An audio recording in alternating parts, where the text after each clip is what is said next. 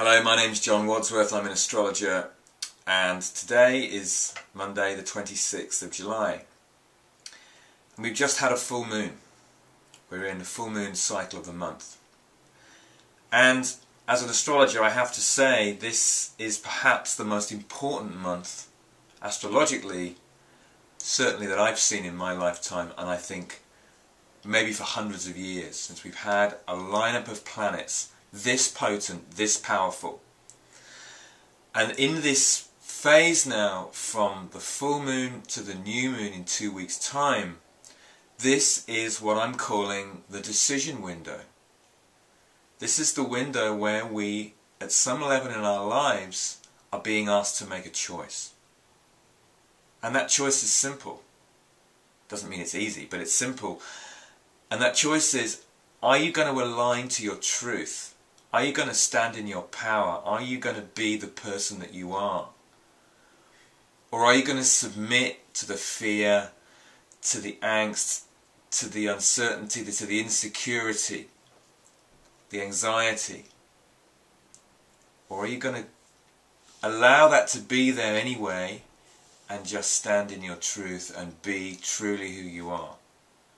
Because I think we're at a point in history where we are accelerating now at such a rate toward some kind of chaos point, some kind of apocalyptic point, that even a small shift in this collective consciousness on this planet can have an amplification of effect that can change the world.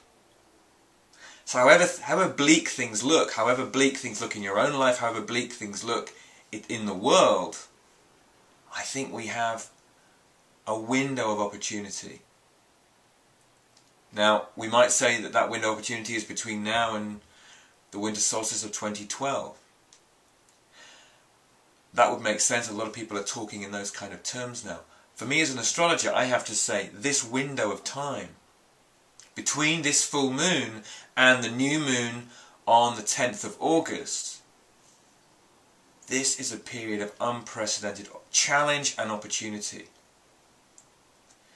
During this time, the lineup of the cardinal cross becomes most acute. Saturn is now into Libra as of last week. On the 30th of July, Mars joins Saturn in conjunction in the first degree of Libra. Let me just show you that chart. Okay, so here we have the chart for the 30th of July. That's this Friday coming. And here we have the T-square that we're now familiar with Pluto here in Capricorn, Jupiter and Uranus in Aries, Saturn now in Libra. But look what's joining in here. Look at Mars here, joining Saturn in Libra, in the first degree of Libra. This is the day when it moves into that sign. And we also have the moon here with Jupiter and Uranus. So this day particularly really carrying a real potency about it. And what I think makes this date for me so significant is that this is the only time that Mars really comes in as the trigger. This is Mars. Often you'll find that with its 2-year cycle going around the chart, and because of the energy of Mars, often when you have an outer planet lineup like this, Mars is the timing point, the trigger point, the point where which kicks off the real power of the figure, and so that happens on Friday. So I think that this is a really compelling date. Astrologically, this is the one I've been looking at for quite a long time, and Saturn is very strong in Libra. It's exalted there. Mars not so strong. So this is, but the question I've had is, well, how is Mars going to act in Libra? Because it's not an obvious place for it to act. When it's in Aries, it will just shoot from the hip. When it's in Libra, Mars is looking to to channel that irrepressible energy that it has into some kind of agreement, or into peace, into relationship. So there's a lot of energy here going into relationship. I mean, on this chart as well, it also sits across the ascendant descendant, but of course that's very transient. This is a 10:30 p.m. chart. I've deliberately chosen it to put it on the ascendant here. But if we just take it in by sign, Mars and Saturn together in Libra, the implications here for relationship are really powerful. Relationships are going to have to be they're really going to be challenged, and they're going to have to be really stretched to be true to themselves. That's our own personal relationships. But we could also look at relationships between nations. And I think that there may be a real kind of activism for peace, a peace activism sort of rising up in the collective here through this, perhaps. But it also offers this counterbalance, this opposition to this irrepressible Jupiter-Uranus energy that's bursting through here in Aries. Here we have the opposite. Here we have Mars and Saturn offering a powerful resistance to that could potentially ground some of those fiery sparks that are coming out of here. So how we hold this tension between these two opposites is going to be key. And I think we're going to all feel stretched in ourselves as to how we do that. And of course, with Pluto sitting on the point of the T-square, it's all about deep, profound transformation, having to deal with our own shadows. It's going to throw up so many shadows. And it already is, of course, throwing up the shadows in the culture, the shadows in ourselves, our deepest fears, our most destructive patterns are coming to the surface. We're being shown them so that we can transform them. These are good. This is necessary. It's necessary for us to confront that rather than to own it and to be willing to say, yes, this is mine and I'm part of this. It's not somebody else's fault. That's the 30th of July chart. Now I want to show you the chart that happens a week later. Here we go. This is the following week, the chart that happens on the 7th of August. Now have a look at this.